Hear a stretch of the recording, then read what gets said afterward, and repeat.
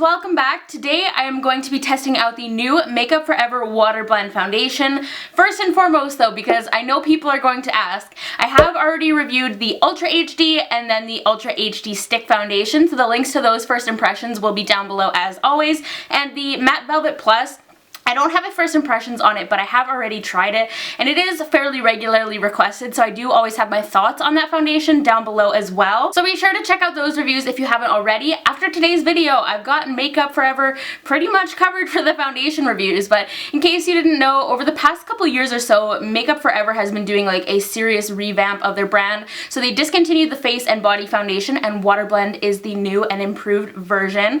Full disclosure, I did get sent this for PR. Also quickly, if you are new here, I would love it if you would hit the subscribe button down below, and if you're a long-time viewer and you love these foundation reviews, don't forget to give it a thumbs up. But let's talk about this foundation. It is $54 Canadian or $43 USD. You do get an extra 20 ml of product though, because it is meant to be used on the face and the body, so they give you a little bit extra to work with. It comes in a heavy glass bottle with a pump. It is available in 20 different shades. I wear Y225 in Makeup Forever for most of the year at least. It is a sheer to buildable, customizable kind of coverage, and it also says it will give your skin a natural dewy glow and a flawless finish. It is 80% water, and the formula is described as a water gel. It's formulated with vitamin B5, and they say it's supposed to be very lightweight. They also say that it will apply very quickly and easily, and also set down to a transfer-proof finish. They say it is ideal for all skin types as well. For those of you who may be new to my channel, my skin is on the drier side because I am on Accutane,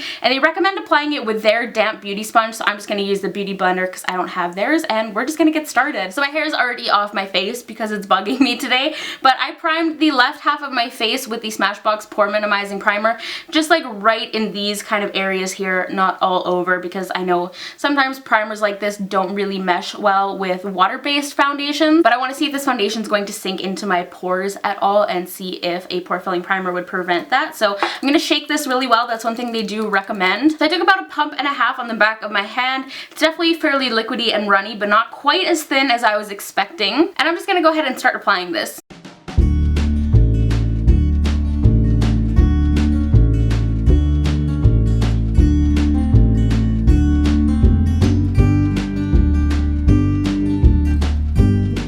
It is definitely very sheer. I ended up having to take 2 more pumps to just kind of cover my entire face and get a nice even layer, and it's really doing like the bare minimum that you would expect from a foundation. They did say that if you want to build it, you have to wait 20 to 30 seconds in between layers, so that's what I'm going to do to see how I can build it up.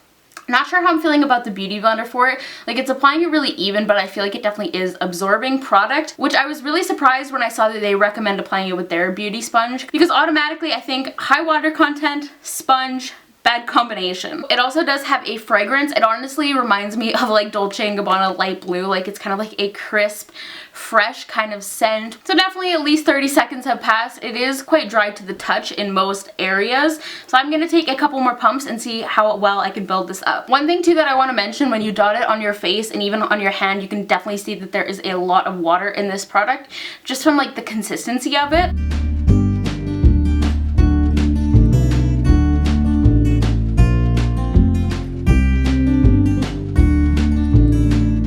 So it did build up a little bit, definitely very light coverage though. I'm thinking I kind of want to do another layer using like a brush or something, because I feel like the beauty blender really is just soaking up all the product, and I feel like because it's so thin and a good amount of the product has been absorbed, I feel like it's not going to get super cakey or gross if I do another layer. It does feel really lightweight and refreshing kind of on my skin, but it's just making my skin look very blotchy because my redness and everything is still showing through, and it just looks a little bit inconsistent. And I feel like it also did pick up that pore filling primer because there is like no trace of it left. You can definitely see all the pores on my face. So my last effort to try and build this up is going to be using my Sigma F80. I didn't use all of the product that I pumped out most recently, so I'm going to take a little bit of this and hope for the best.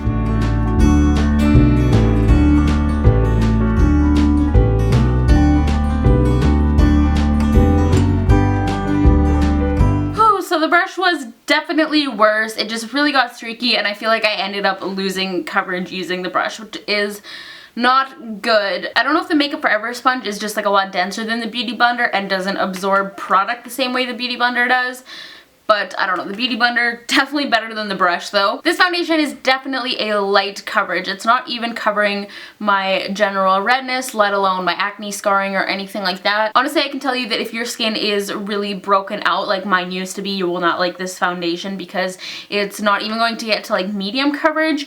I'm kind of torn. I really want to wear it for the entire day, but I'm going to have to use a ton of concealer. I can tell you right now though, this product is definitely geared to those of you who already have pretty flawless, even, smooth skin. I'm going to do a close-up though, and then I'm going to go ahead and conceal and see if I can make this work, and I will report back.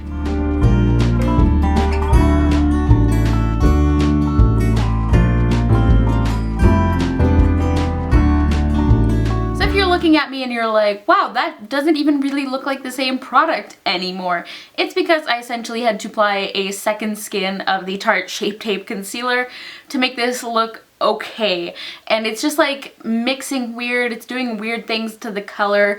Definitely looks like I've got a thick layer of makeup on my face now because let's face it, I kind of do. This is a big problem that I find with highly water-based foundations. It's hard to find good products to pair them with because they just don't mesh well with a lot of things, because most things have like oils or like butters or just other kind of bases to them. It's just looking very heavy and thick now, and I know 100% that that is from the concealer, but having actual issues with my skin like redness and hyperpigmentation, I have to use that much concealer to get it to the point where I feel comfortable and feel like it's wearable and I could go out in public looking like this. Like, I would not want to go out with just that layer of the Water Blend foundation on because I just don't think it looks good, and I definitely would not want to apply blush and bronzer and things over top of it.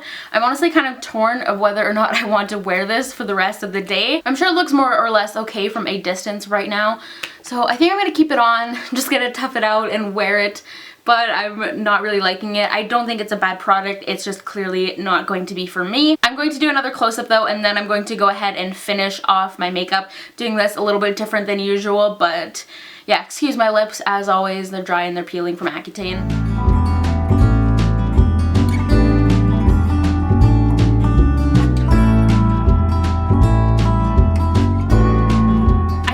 I can keep this foundation on all day. I think I'm throwing in the towel with this one. It's not mixing well with my other products.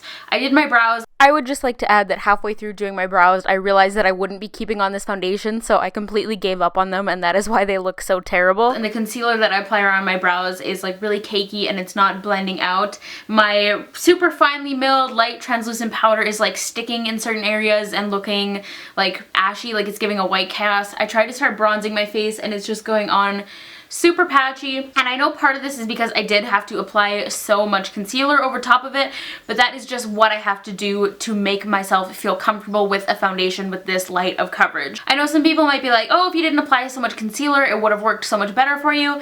But it's like, no, it wouldn't, because I wouldn't be happy with the level of coverage I had. It's not working for me. I'm really disappointed. I wanted to like it, but it's just clearly not a product for me. Remember that everyone's skin is different. Just because I don't like it, that doesn't automatically mean it's not going to work for you. This is just one person's opinion. And like I said, I can see it working well for those of you who have like flawless, perfect skin. But even though I don't have active acne anymore, my skin just still isn't quite at that level, unfortunately. I thought maybe because my hyperpigmentation is fading away now and stuff like that, that I can maybe make this work. But at the same time, I wasn't expecting anything crazy because I know I have redness, I know I have hyperpigmentation, I know I have pores and things like that. Just wanted to stop and add something once again. If you do have similar skin to me, definitely go check out my review on the Makeup Forever HD Stick. That is by far my favorite foundation from Makeup Forever, and if you have similar skin to me, then that's probably going to be your best bet if you're wanting to try one of their foundations. So I don't know, this is just my opinion once again. If you love this foundation, I don't mean any offense or anything like that. I'm really happy if it works for you. I just wanted to quickly zoom you guys in for one last close-up. I don't know, it might look a little bit better on camera, but in person, I'm just